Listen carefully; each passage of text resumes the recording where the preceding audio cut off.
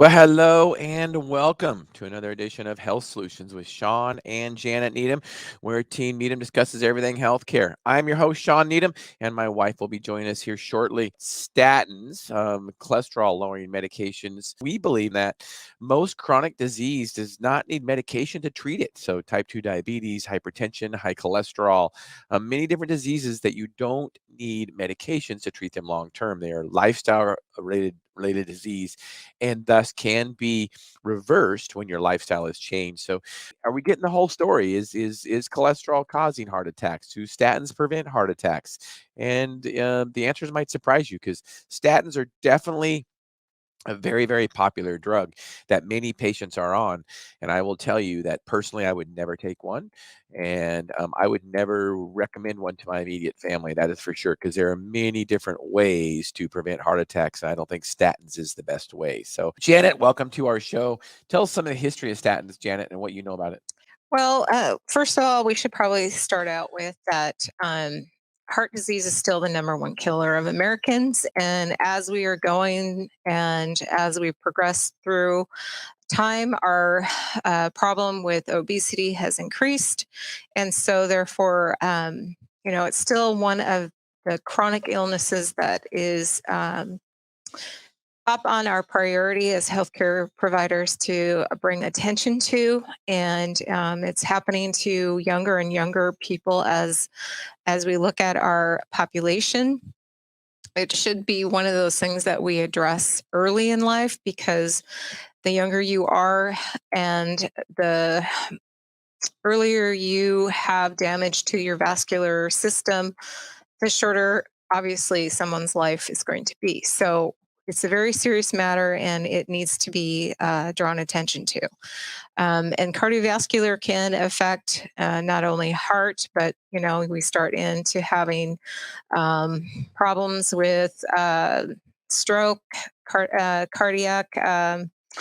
Flutter, all kinds of different things that can happen with it, peripheral issues as well. So, high on our list of preventable things that we can do in our society. And Shawn and I learned in school some big studies that were put out about how cholesterol was the cause of the cardiovascular events. And the problem I'm addressing or we are addressing today is because we've seen the statins be out on the market for what, 30 years, 40 Right. years? Yep.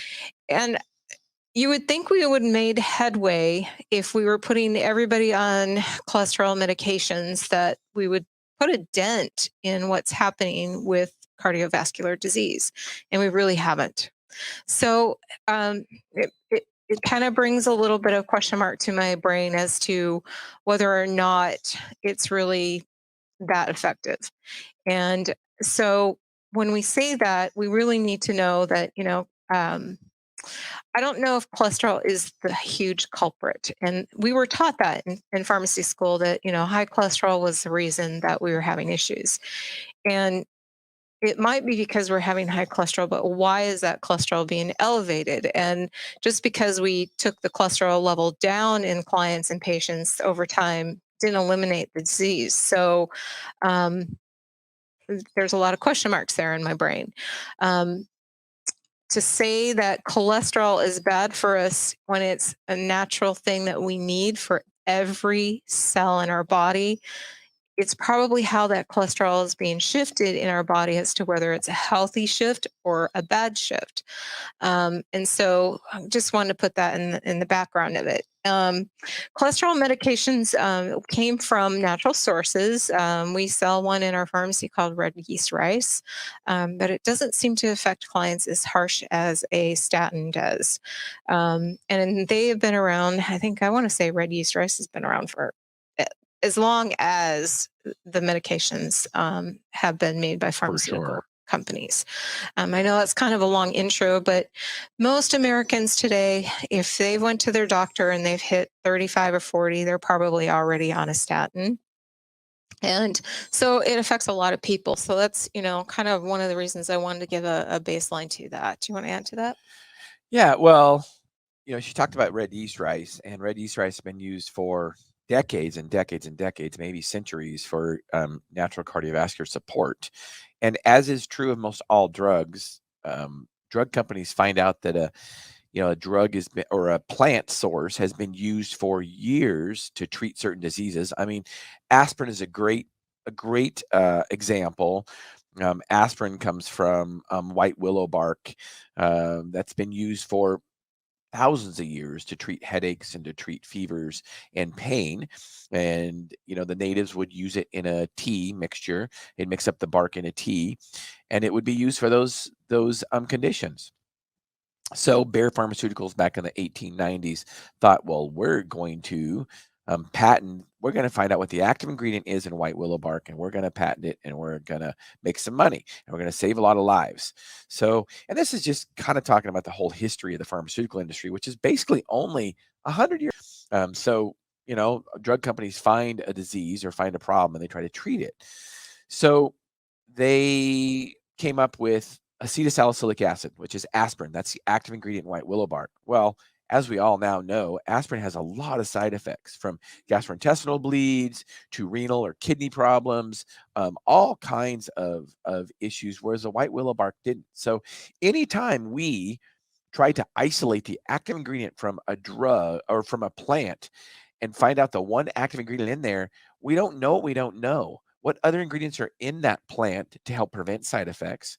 What other ingredients are in that plant to work synergistically, i.e., with that other drug at a lower dose to not cause side effects? So I think it's kind of will never ever solve the problem of, well, we want to know what the active ingredient is in that plant, and we just don't know, because we don't know. We don't know. We only know what we're looking for. So we'll never ever be able to develop a single source drug from a plant without causing side effects. So red yeast rice, the active ingredient that, let's see, it was Merck Medco, or Merck at the time, in the 1980s, late 1980s, they found out that this active ingredient that helped lower cholesterol was lovastatin. And it is true, in red yeast rice, there is lovastatin. But when Merck isolated that drug from lovastatin and came up with Mevacor, it caused lots of side effects. It caused rhabdomyolysis, which is muscle pain, the breakdown of muscle, literally, and it also caused liver issues.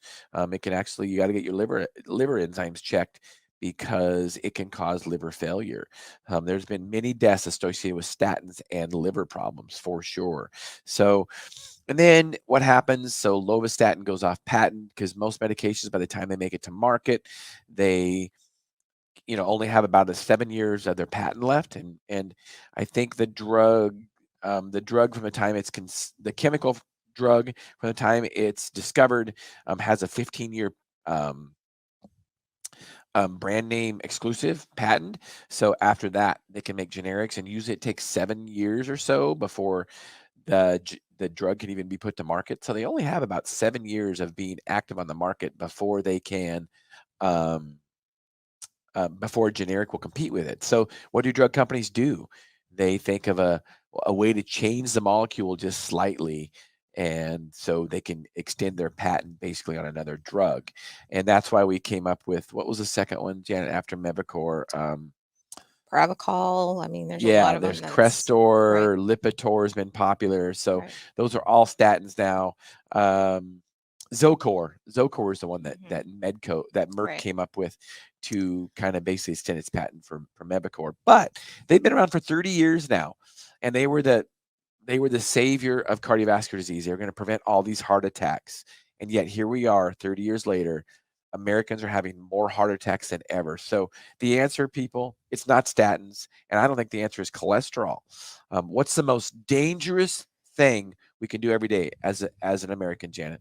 Well, first of all, it's not moving, um, and I think that's one of the things that we need to do is we need to have healthy movement in our society. But there's other things that go into play here besides just movement, and stress is one of those things in our society that we're not dealing well with on many levels. And there's a lot of thought out there that inflammation is the root cause of the cardiovascular events.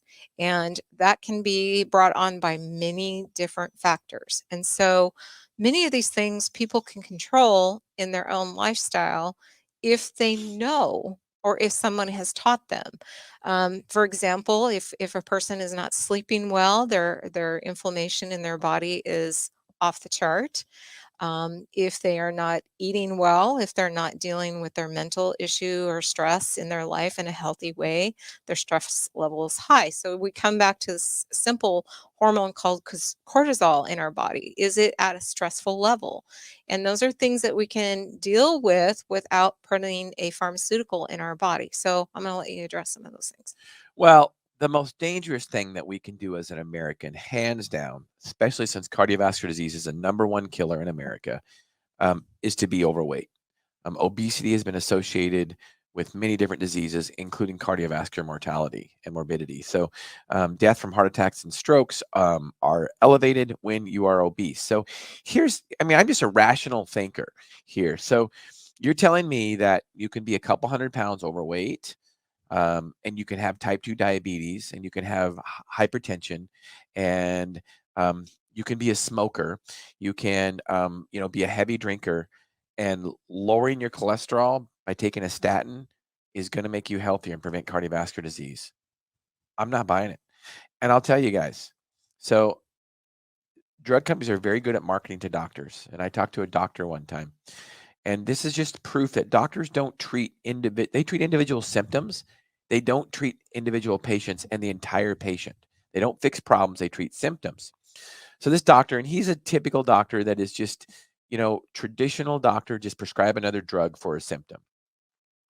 He was telling me how death from cardiovascular disease can be lowered more from taking a statin than it can from stop smoking. So if you're going to tell a patient to pick one or the other, you should tell them to take a statin instead of stop smoking. Now, my guess is he's drinking the Kool-Aid fed to him from drug companies, because here's the whole problem with that. Even if statins worked better to stop cardiovascular accidents than smoking did, isn't it pretty crazy to think that taking a drug is going to prevent more problems than stopping smoking? We all know how bad smoking is for us. Not even the heart attack issues, but lung cancer, and then the acute issues too. So many acute issues with breathing problems and stuff like that. So this is what we're dealing with in our traditional healthcare system. Doctors that think prescribing a statin is better than a patient stops smoking. Now, you tell me how that makes rational sense. I feel like some of the providers that we work with primary care and direct care, that are not caught up into just checking the box and writing a new prescription. We take into account that many lifestyle changes, which doesn't take you to the pharmacy to buy a new drug or to add a new drug to the regimen, actually takes the hard work of actually applying change to our life. But if you don't know that and someone isn't telling you these things, and you're being sold short, I believe, on your provider's end. So even just 10 pounds drops a unhealthy cholesterol down. But also lowering the stress in your body. If you're a diabetic, getting your sugar levels under control and your diet into a healthy range, it makes a world of difference. And it's, maybe we are making this sound way too easy, but little hinges, right? Little changes, getting proper exercise, getting proper sleep, eating properly, making whatever changes we need in our lifestyle to make those things happen, I believe all come together to make a healthier person. And that can even come down to, as we're aging, to make sure that we're balancing our hormones or our nutrition in our life. There's many easy things that you can do at home before you went down the road of going on something that has side effects.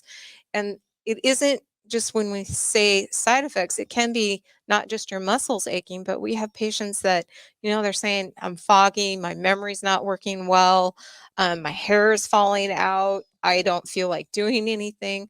I mean, to me, I would rather go down the route of making lifestyle changes before I invested in something that was going to have the side effects that could be very detrimental. So, Janet, talk about testosterone and thyroid, and as we age, how those hormones actually decrease, and then and they help to keep cholesterol in check. So talk about Well, that. see, cholesterol is an important molecule in our body. We need to have that for the cell structure of every cell of our body. And every organism has to have cholesterol for that integrity of the tissue and the cells and to make sure that structure is there. And as we age, there seems to be a shift of whether or not we are producing, whether it's caused by our way of life, our value system of how we live, or if it's just an imbalance that starts happening as we are going through the aging process. And I think what happens is we are not producing enough of the hormones that we need to get the messages to our tissue. We go into a survival mode. And so we have this overproduction that can happen because it doesn't seem to be the case when we are making our hormones naturally at a good level. And it's not just testosterone, but it's also estradiol and thyroid, especially our active thyroid. And if we can get those into balance, we see many clients that can actually be taken off of some of their hormones, or not their hormones, but their cholesterol medications, because they kind of go back into a natural level and are good. And that could be also just by losing weight. I've seen patients that have lost weight that they no longer are in that danger range. So it's stress on our adrenal glands and stress on our ovaries or testes. So we get to a place where we're not producing the hormones that we naturally need, such as thyroid, levothyroxine, or liothyronine, excuse me, testosterone, estradiol, and they're not getting to the tissue where we need them to do the functions they need to perform. For example, estradiol helps with the vascular health as well as our brain functions. Thyroid helps with all of that, and so does testosterone. Testosterone lowers the amount of abdominal fat that we carry, which is a marker for cardiovascular disease, because we start making more muscle and bone that are both better in our range of health of where we should be, rather than storing fat in our abdominal cavities. Yeah, prescribing a statin, if you're on a statin, first of all, you need to have your hormones checked. And I think prescribing a statin without checking thyroid and testosterone, other sex hormone levels, is on the verge of medical malpractice, because that, we don't normally see high cholesterol until people get into their 40s and 50s. Right. And one of the reasons why is because those hormones have decreased in level. So, Right. Jet, oh, I, go I ahead. got to interject. I didn't mention when we were talking about thyroid. A lot of people just think of thyroid as just thyroid, but thyroid helps with metabolism. So that's why we focus and say that, is because if your metabolism is going lower, then you're not using the nutrients in um, our processes of burning and energy and things like that. And also, if you are building muscle or maintaining muscle, then your energy levels are going to be better too. And I know that some people think that's very counterintuitive as we age, but it isn't until, or it hasn't been for most people until we hit that 40-year range, that we even look at someone's thyroid level, and that might be too late. Janet, tell us about the story of your mom and taking statins. Yeah, so my mom used to take a journey to visit my family and help Shawn and I out and spoil our kids. And she actually practiced as a nurse for many, many years. And of course, she believes in all the traditional Western medical routines, and because that's the part of the system she was in.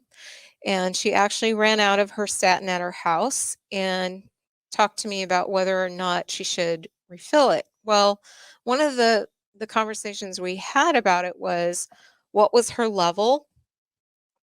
Was it a level that really needed to be reduced? The other thing we talked about is the side effects that she was experiencing. She was losing her hair. She was having problems with the gait of being able to walk properly. She was also having fogginess in her thinking, and she was having issues with her. What else was it? I can't Knee remember. pain for Oh sure. yeah, her knees, which she did have some problems because of weight, but yes, a lot of it was uncomfortable walking because of her knees hurting. And so she decided, you know what, while I'm at your house and visiting my sister on the coast, I'm just going to take a hiatus because really stopping it wasn't going to make a difference as to whether or not, you know, something huge was going to happen at that point. And so she tried it, and lo and behold, by the time she got back home, she was feeling amazing. So the problem with her is that she was having side effects and didn't even realize it. She was just attributing everything that was happening to her as a effect of aging. And she had a lot more years of living left. I mean, she shouldn't have been feeling the way she was feeling at that point. It's amazing when patients stop taking their statins, how much better they feel. I mean, there's people that are on chronic pain medications and they stop their statins, and their statins were the ones causing the chronic Right. pain. It's almost unbelievable that, we have used these drugs for 30 years and just almost put them everybody we can on them. I mean, if the drug companies would have their way, everybody would be on a statin. And you have to look at the whole picture. So if somebody has a cholesterol, I mean, and we're so black and white in traditional medicine. Somebody has a cholesterol of 200, they are fine. But if it's 201, oh, you need a statin. So I'm a perfect example. My cholesterol is a little bit high, 210 or so. So they would want to put me on a statin. But my triglycerides are super low, like 60, and my HDL is like 70, which is a good cholesterol. And obviously, I have no other risk factors. I'm not overweight. I'm not obese. I don't have diabetes, and I don't smoke, and the list goes on. So, really, you're going to put me on a statin that's going to cause those kind of side effects? We have to treat patients, not labs. Every patient is definitely different, so we need to treat them that way. We can also talk about relative risk versus absolute risk. When your doctor tells you that, statins have a 95% decrease in cardiovascular risk. Well, the way they do that is relative risk versus absolute risk. So let's say, for instance, out of 100 people in the placebo group, the non-treatment group, 2 people had a heart attack. And then in the treatment group, i.e. the statin group, only one person had a heart attack. Well, they could say that, that's a 50% reduction in cardiovascular mortality based on, 2 compared to 1, right? That's 50% decreased risk in cardiovascular events. But that's relative. In absolute risk, out of the 100 people, you had one less person that had a heart attack. So if it is statistically significant, it's a 1% chance that you might have less of a heart attack if you take a statin. And the numbers are something compelling like that. Now, there's other drugs that have come out over the last year or so that I can't mention on this program right now, but they have that same kind of relative versus absolute risk. So please do your own research on that. You've been listening to Health Solutions with Shawn and Janet Needham. Thank you for tuning in.